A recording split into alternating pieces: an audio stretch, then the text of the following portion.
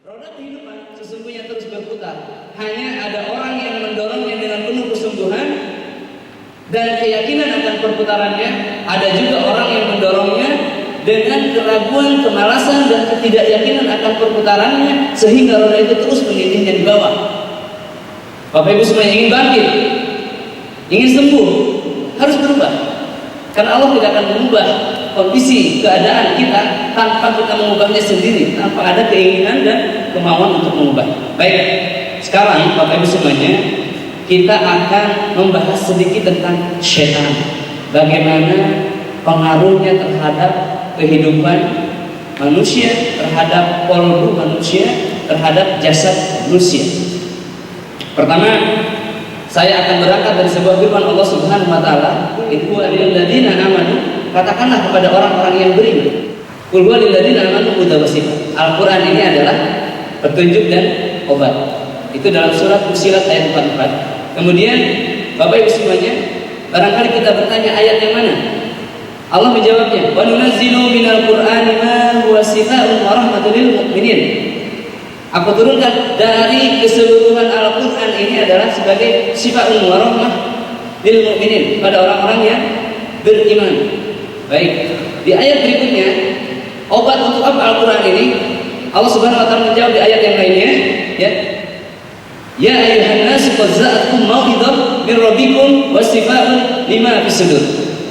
Wahai manusia, ayyuhan nas, telah turun kepada kalian sebuah peringatan, ya, dan penyembuh, ya. Wasifaun lima fisudur, penyembuh bagi penyakit-penyakit yang ada di dalam dada.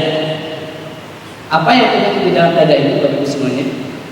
Rasulullah SAW bersabda, di dalam tubuh manusia ada segumpal daging, yang jika daging itu baik maka baiklah keseluruhannya, jika daging itu jelek maka jeleklah keseluruhannya.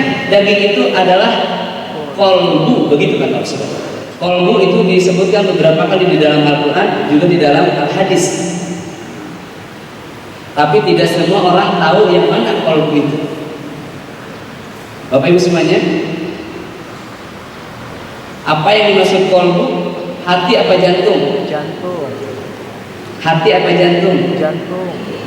Ayo, saya ingin serempak menjawabnya. Bapak dulu, Bapak, yang Bapak ketahui kolbu yang dimaksud Rasul tadi, jantung apa hati?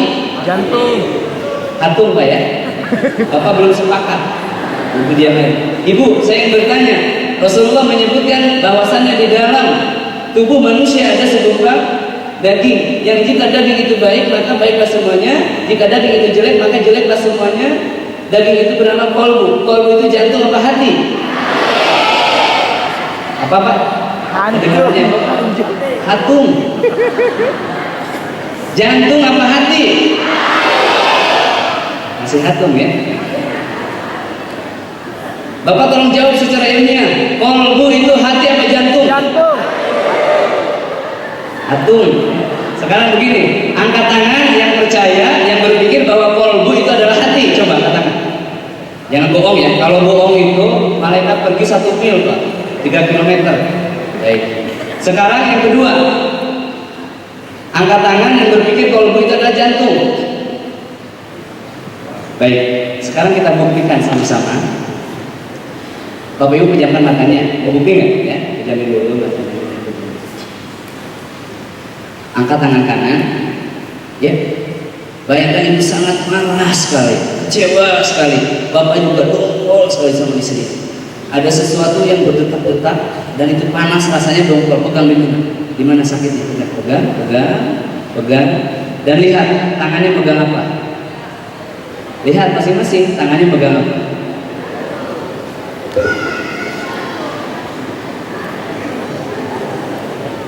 Ayo pikirkan. Saya tanya sekali lagi, kolbu itu jantung apa hati? Jantung. Nah, boleh berpindah ya sekarang. Gede sekali Pak di depan. Yang dimaksud dengan kolbu, sudah Pak dibuka matanya ya. Yang dimaksud dengan kolbu di dalam Al-Quran ataupun Sunnah atau teks-teks hadis, Bapak Ibu semuanya adalah jantung, bukan hati. Hati itu di sini. Bapak Ibu kalau sakit hati di mana pegangnya? Ya. Ada yang sakit kolbunya pegang di sini kan? Ini tandanya apa? Lapar. Ya. Kalau sakit lambung itu di sini, sakit hati itu liver itu di sini, Bapak Ibu semuanya. Ini harus sepakat semuanya. Yang di sini adalah liver atau hati, yang di sini adalah jantung atau heart. Ya, heart, oh my heart. Ada oh my liver tidak di Makassar. Ya. Teman-teman semuanya, pertama harus sepakat dulu bahwasannya yang dimaksud kolbu dalam Al-Quran adalah jantung. Ini teman-teman, bukan penemuan saya. Seluruh profesor-profesor ahli jiwa di dunia, muslim dan non-muslim, pernah berkumpul dalam sebuah conference dan membahas kata kolbu di dalam Al-Quran ini apa. Mereka bersepakat bahwasannya yang maksud kolbu dalam Al-Quran ataupun hadis itu adalah jantung. Dan mereka menemukan kesepakatan lain, ini mulai ilmiah, bahwasannya di dalam jantung manusia, ini secara biologis itu jantung, ada jantung spiritual. Jadi ini jantung, di dalamnya ada jantung spiritual. Nah, seperti cahaya yang kecil. Baik, jantung spiritual. There is spiritual heart in physical heart. In physical heart there is spiritual heart. Ada jantung spiritual dalam jantung biologis kita. Itu adalah kolbu. Bapak kalau nggak percaya, kalau marah rasanya ya di situ. Semuanya di dalam jantung ada satu unit sel yang tidak berguna untuk sel itu sendiri, juga tidak berguna untuk jantung, namun berguna untuk seluruh tubuh, dan sel itu punya jalur komunikasi khusus dengan otak. Sekali lagi, di dalam jantung biologis manusia ada satu unit sel yang sel itu tidak berguna untuk sel itu sendiri, juga tidak berguna untuk jantung, namun berguna untuk seluruh tubuh manusia, dan sel itu punya jalur komunikasi khusus dengan otak manusia. Nah, ini akan kita bahas secara ilmiah Bapak Ibu semuanya, bagaimana syaitan masuk ke dalam tubuh manusia. Masuk ke dalam. Ya, Bapak Ibu semuanya, Rasulullah Shallallahu Alaihi Wasallam pernah bersabda, Inna syaitana min ibni Adam yajri majra dam. Sesungguhnya syaitan di dalam tubuh manusia mengalir seperti darah atau berlarian dalam darah. Ya, ingat, yajri majra dam. Jadi posisi setan di dalam tubuh manusia ada di dalam kolbu atau jantung spiritual tadi, atau physical heart, atau di sini. Ya, Bapak Ibu bisa merasakannya. Nah, ada di situ. Baik, Bapak Ibu semuanya. Dari mana masuk setan ini? Dari pori-pori atau dari tempat yang terbuka, baik secara fisik ataupun secara spiritual. Nah, nanti ada masuk ke dalam ranah benteng gaib dan pintu-pintu masuk setan selanjutnya. Bapak Ibu semuanya. Baik, mempengaruhi apa setan ini? Bapak Ibu perhatikan slide berikutnya. Hal terkecil dalam tubuh adalah sel. Tubuh kita terdiri daripada sel-sel. Ya, perhatikan. Di dalam sel ada inti sel. Ya, kameranya tolong disorot ya. Ada inti sel.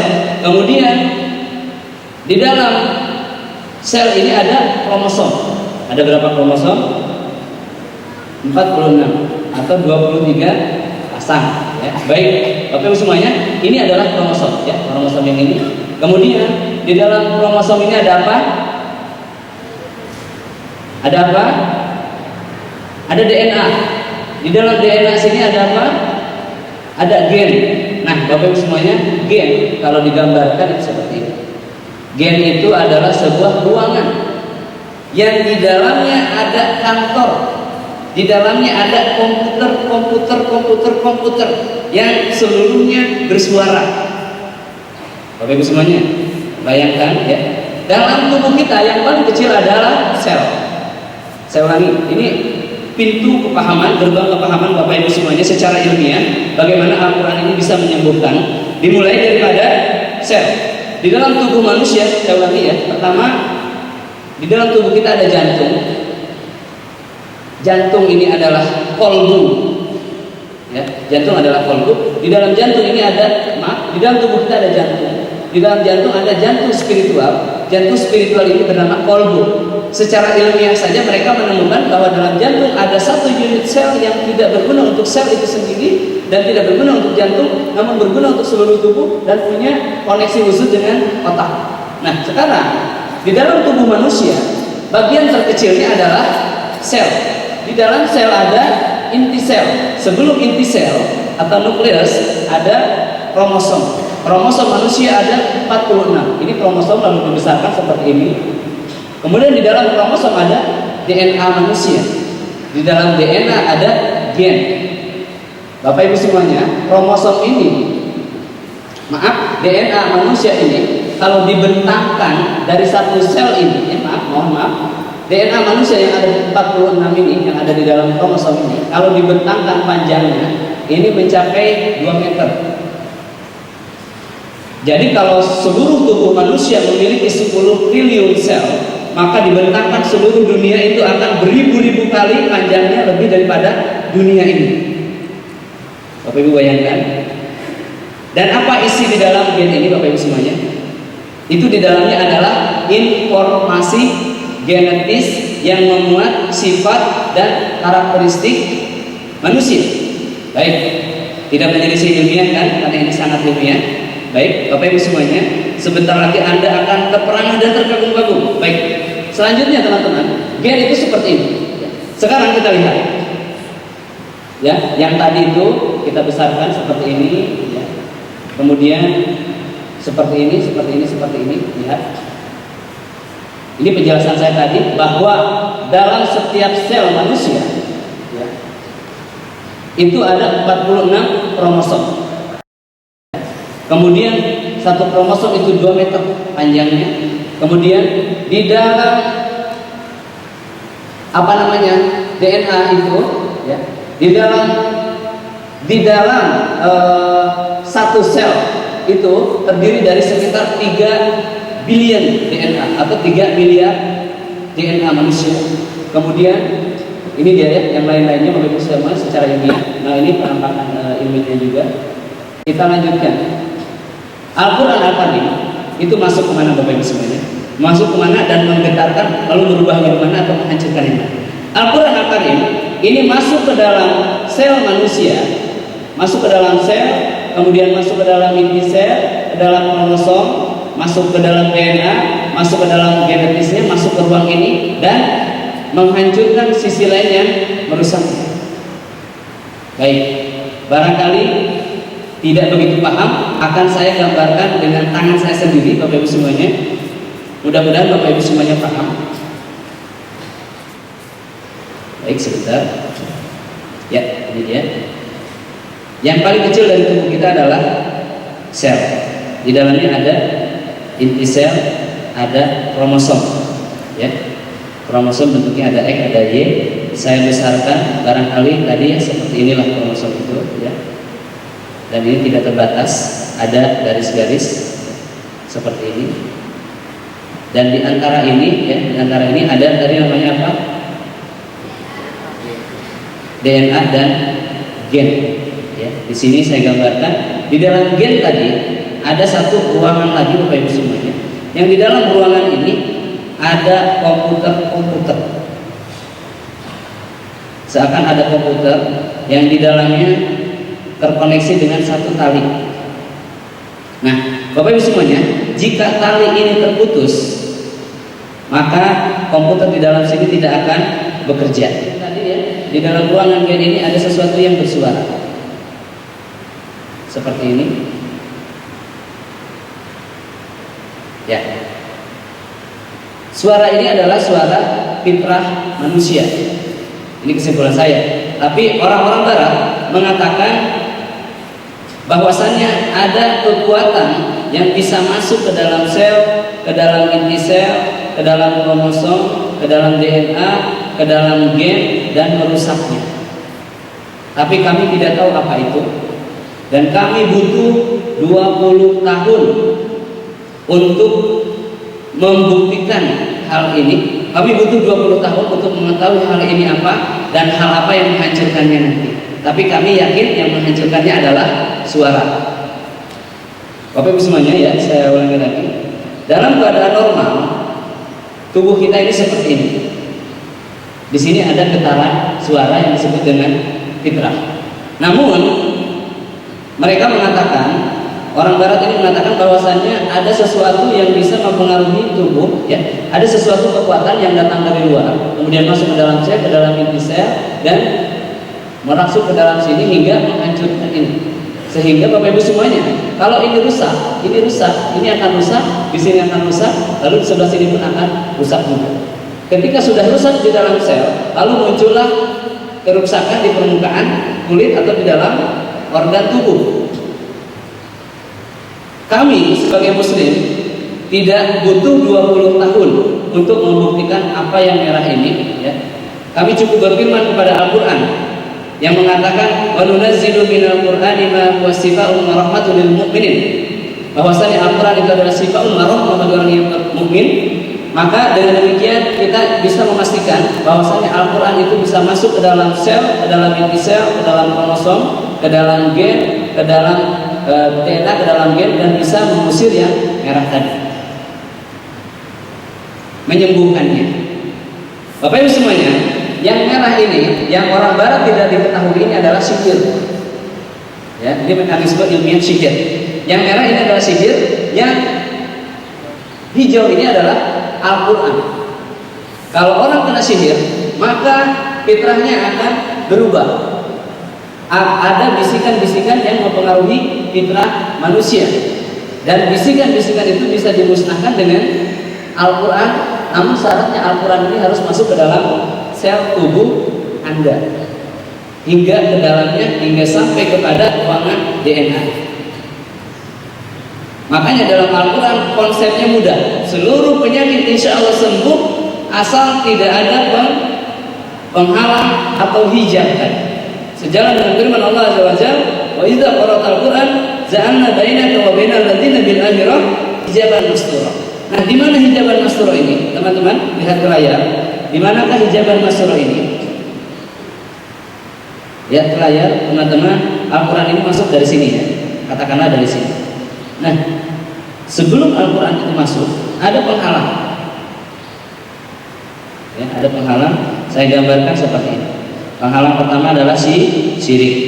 Yang kedua adalah hasad. Yang ketiga adalah bid'ah. Yang keempat adalah dosa dan kemaksiatan. Yang kelima adalah hubbu dunia, riba, ya, apalagi ragu, apalagi punya jimat, apalagi tidak percaya pada Al-Quran, ya, hubbu dunia. Bayangkan bagaimana Al-Quran ini masuk, bagaimana Al-Quran ini masuk menembus sel ini kalau dalam diri kita banyak penghalang. Nah, fungsi daripada tazkiyatun nufus adalah untuk menghancurkan ini semua, sehingga Al-Quran nanti masuk ke dalam tubuhnya, ya, masuk ke dalam tubuhnya dan menyembuhkannya, menghilangkan faktor sihir yang merah tadi. Bisa dipahami Bapak Ibu semuanya? Sekarang kita lanjutkan ke materi selanjutnya, ya. Materi selanjutnya, teman-teman semuanya bisa lihat ke layar, ya. Sekarang Bapak Ibu sudah tahu ketika kolbu itu sakit, ya, maka dia akan mempengaruhi pikiran, ya. Ketika kolbu itu sedih, maka kesedihan itu akan mempengaruhi pikiran kita. Baik, yang akan terjadi adalah berbagai penyakit di dalam tubuh. Ada stroke, kanker, ngantuk, ya, gelisah, lambung, stres, emosi yang tidak stabil, ya, mudah kena sihir dan lain-lain. Ini disebabkan daripada mana tadi? Gangguan setan yang masuk ke dalam kolbu manusia, mempengaruhinya, lalu pengaruh itu mengalir ke otak manusia, dan otak manusia itu adalah komando untuk seluruh tubuh. Ibnu Qayyim al-Jauziyah mengatakan bahwa kolbu adalah raja bagi tubuh, raja, dan tubuh adalah bala tentara. Tubuh itu tergantung kolbunya. Maka benarlah teori tadi Bapak Ibu semuanya. Nah, sekarang kita harus tahu bahwasanya otak manusia itu 88% adalah otak tidak sadar, dan otak sadarnya hanya sekitar 12%. Jadi barangkali sihir bisa bekerja di otak tidak sadar ini. Baik, Bapak Ibu semuanya. Sekarang kita tanyakan kepada kolbu kita. Sebelum ke sini, saya ingin mengilmiahkan tentang ini, Bapak Ibu semuanya, tentang penyakit-penyakit sihir ini. Yang pertama, ada yang punya penyakit lambung tidak di ruangan ini? Mah, ada nggak? Coba angkat tangan. Wah, banyak sekali Bapak Ibu semuanya. Mah ya, ada yang pernah ke dokter tidak? Tidak. Ada yang pernah ke dokter? Ada karena sudah menahun kan? Apa kata dokter? Sebabkan oleh apa? Makan iya, kalau belum makan sakit itu aja. Ini sudah makan, sudah sarapan pagi, masih mah. Kata dokter apa? Pikiran. Pikiran ini di kepala. Karena banyak pikiran. Baik teman-teman. Betul tidak banyak pikiran menyebabkan asam lambung naik? Betul. Tapi bagaimana setan bisa menyebabkan lambung? Setan masuk ke dalam kolbu manusia, masuk ke dalam sel-sel di sana, masuk ke dalam inti sel, ke dalam kromosom, ke dalam DNA, mempengaruhi muatan genetisnya, membisiki, membuat risu, membuat gelisah, membuat takut, membuat cemas, membuat was-was. Itu yang nampaknya Pak. Kemudian setelah kolbu gelisah, maka pikiran akan menjadi kacau, aktivitas berpikir akan naik, asam lambung akan naik. Makanya terjadilah sakit lambung. Makanya obat terbaik untuk lambung adalah Al-Quran. Bayangkan, Anda akan sembuh biiznillah dalam kurun waktu kurang 1 minggu kalau Anda pahami ini. Yang ngantuk tidak ya, selamat tinggal yang ngantuk. Dari tadi saya lihat ada yang ngantuk, selamat tinggal yang ngantuk. Karena terlewat sudah materi yang sangat penting ini Bapak Ibu semua. Baik, kemudian Bapak Ibu semuanya, kenapa saat diruqyah muntah? Ada yang pernah mendengar penjelasan ilmiahnya? Ini ranah ilmiahnya. Kenapa saat orang diruqyah muntah? Pertama Bapak Ibu semuanya, setan mengalir di mana? Di dalam darah. Kata Rasulullah ya. Bapak Ibu semuanya, di dalam otak pun ada darah ya. Ketika dibacakan Al-Quran, setan-setan yang bekerja di kolbu, setan-setan yang bekerja di otak, ini panik, lari ke sana kemari, sehingga otak bergejolak, pikiran, aktivitas berpikir naik, asam lambung naik secara tiba-tiba, rasa mual dan muntah. Setelah muntah akan menjadi tenang. Jadi jangan heran kalau ada yang muntah-muntah saat dibacakan Al-Quran, itu reaksi ilmiahnya. Bapak Ibu semuanya, ya, reaksi ilmiah daripada muntah. Sekarang karena jangan ngarang, bagaimana kalau stroke? Bisa nggak diilmiahkan dengan ini? Bisa teman-teman semuanya. Ada yang punya stroke ayah ibunya, ada yang tiba-tiba lumpuh, ada yang stroke tangannya, ada yang asam urat, ya, ada yang diabetes. Lihat mekanisme ini. Dalam tubuh kita, terutama yang stroke Bapak Ibu semuanya, atau penyakit yang manusia tinggal kulit dan tulang. Pernah melihat tidak Pak? Sihir yang berat, sehingga manusia itu tinggal kulit dan tulang. Ya. Bagaimana mekanisme ilmiahnya sihir ini bekerja? Teman-teman semuanya, dalam tubuh Anda ada berapa persen air? 70%. Baik. Di dalam tubuh Anda ada 2 organ tubuh yang memiliki kadar air lebih daripada 70%. Apa? Apa? Ini politik sebanyak mahasiswanya di sini, mahasiswinya.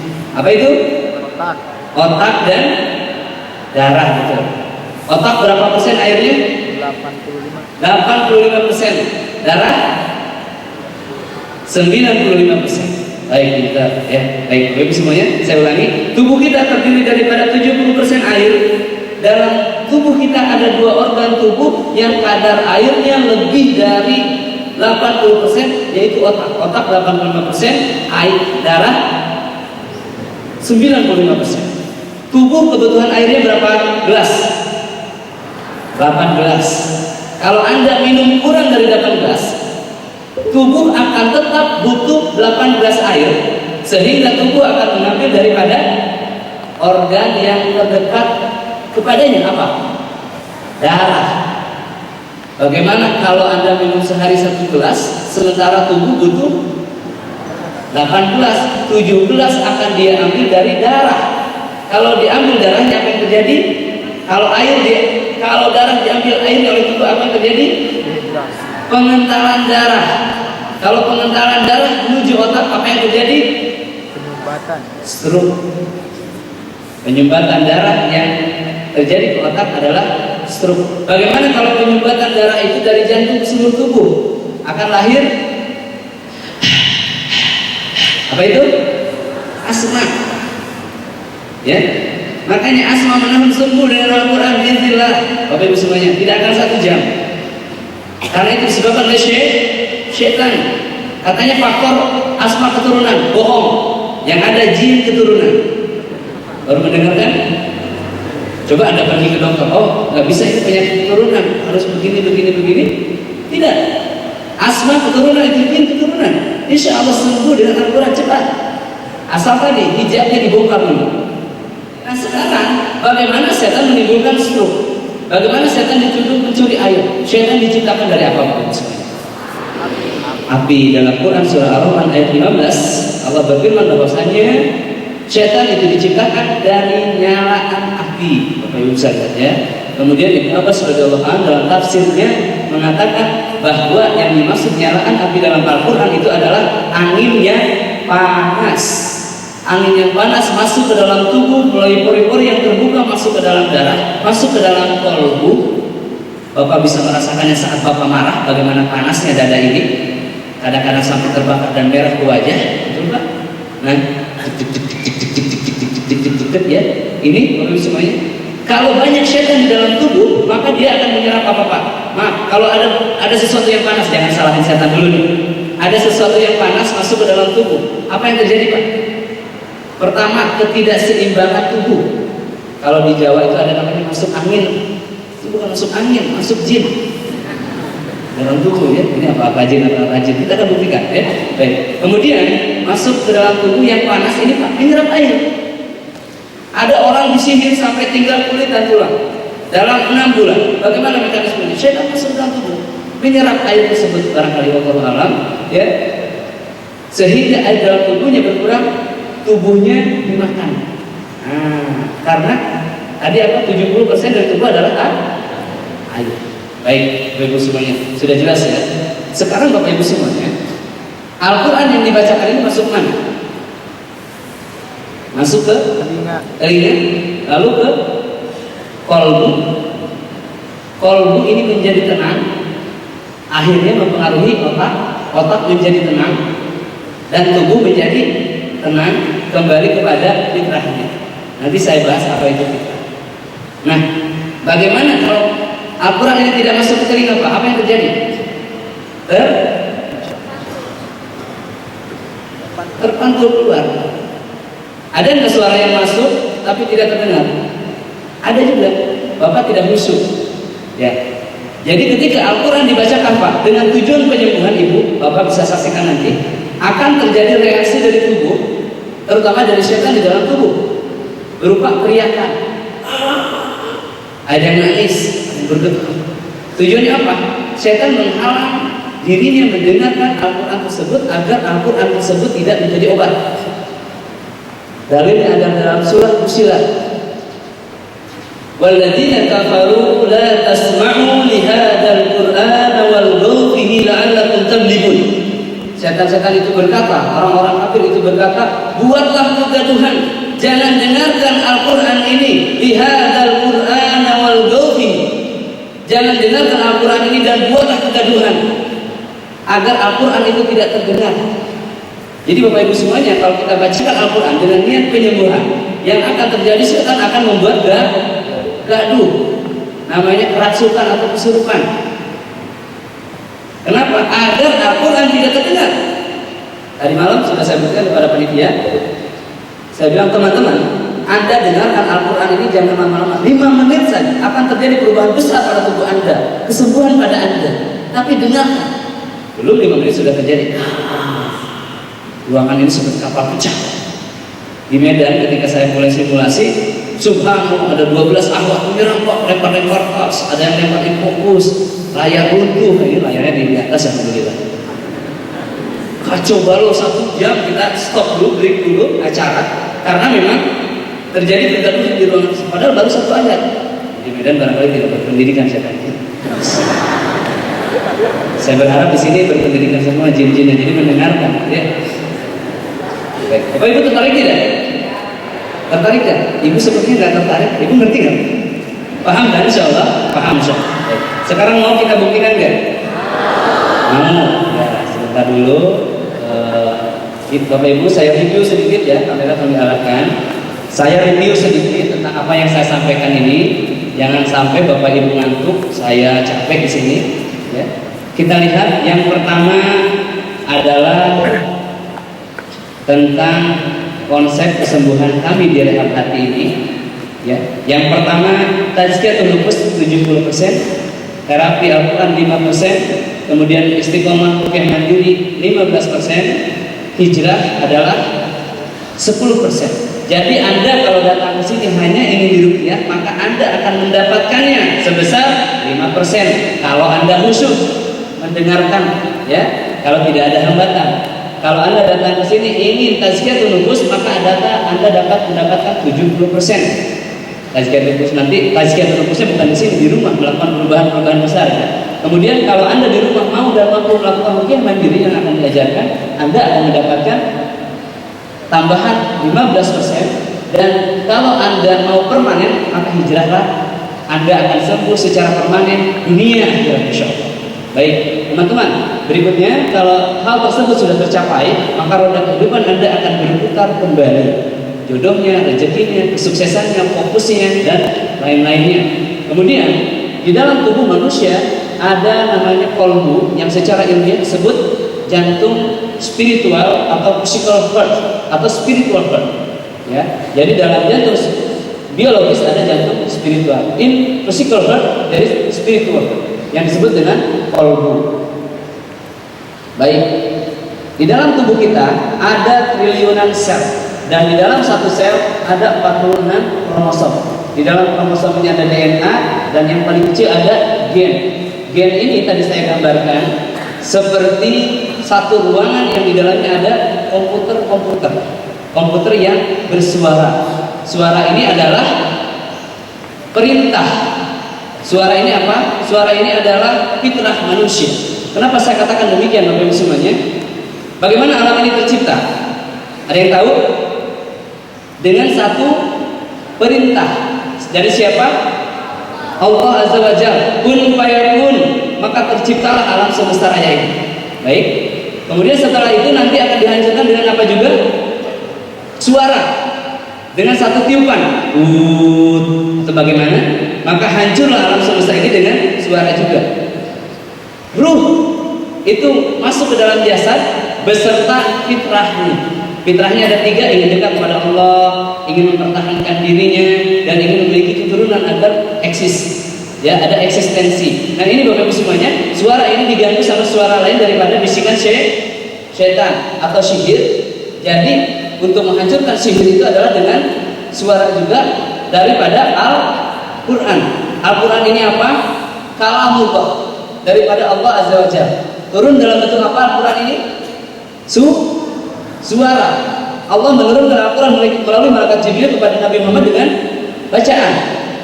Lalu Rasulullah SAW membacakan pada sahabat dan sampai kepada kita saat ini. Maka obat terbaik dari seluruh obat adalah Al-Quran yang bisa menghancurkan apa saja termasuk bakteri-bakteri. Ya, baik, Bapak Ibu semuanya. Kemudian kita lanjutkan bahwasanya apa yang terjadi di dalam kolbu atau dada manusia ini berpengaruh terhadap pikiran manusia.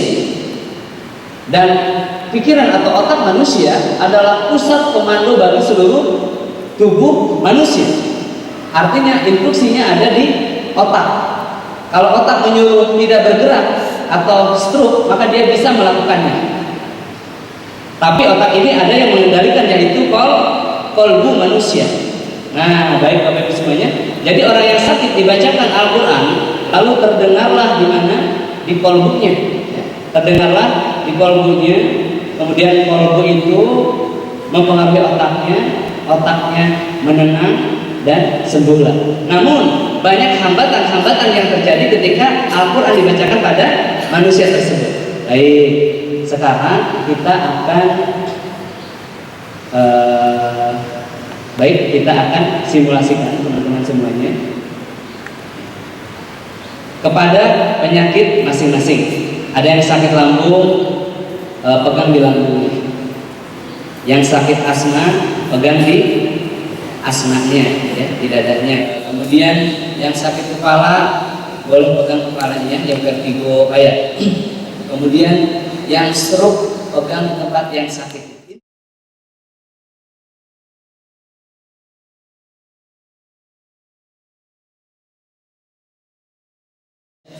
A'udzu billahi minasyaitonir rajim. Wa yawma yahsyuru 'alallahi man-nari fahum yuz'un. Naikkan suaranya ke sana, naikkan sedikit. Naikkan suaranya sedikit. Mantap, mantap, mantap, mantap, mantap. شهد عليهم سمعهم وأبصارهم وجلودهم بما كانوا يعملون وقالوا لجلودهم لم شهدتم علينا قالوا أنطقنا الله قالوا أنطقنا الله الذي أنطق كل شيء وهو خلقكم أول مرة وإليه ترجعون. Sadaqallah nanti dibuka lagi tangannya. Pertama saya ingin bertanya, bagaimana apa yang terasa, apa yang terjadi di dadanya? Baik, yang tenang coba. Nah, baik. Cukup. Yang gelisah, saat baca tadi kok gelisah, marah, rusuh, atau kecewa, coba apa? Jujur aja ya. Ingat yang bohong tadi apa? Malaikat pergi tidak niat. Baik. Yang marah, gelisah. Baik. Ada yang panas dadanya? Ada sebelah bapak ya, 1, 2, 3, 4, 5. Ibu, ada yang panas dadanya? Baik. Ada yang bergetar tubuhnya, coba tangan.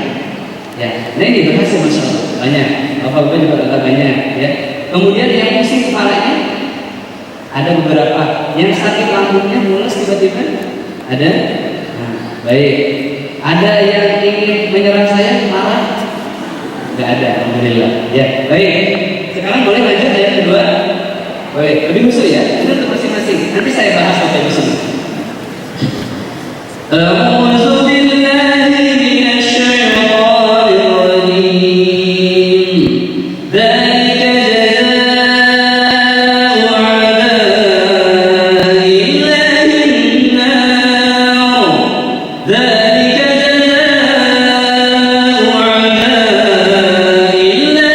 an-nar lahum fiha daa'un jazaa'an bima kanu bi ayatina yajhadun.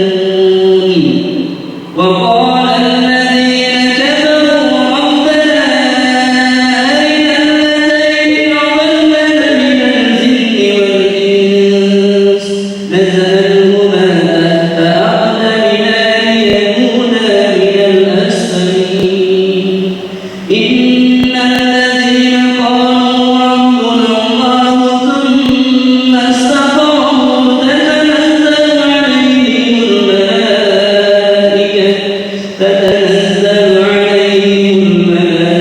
malaikatu alla takhafu wa la tahzanu wa abshiru bil jannah alla takhafu wa la tahzanu wa abshiru bil jannah allati kuntum tu'adun.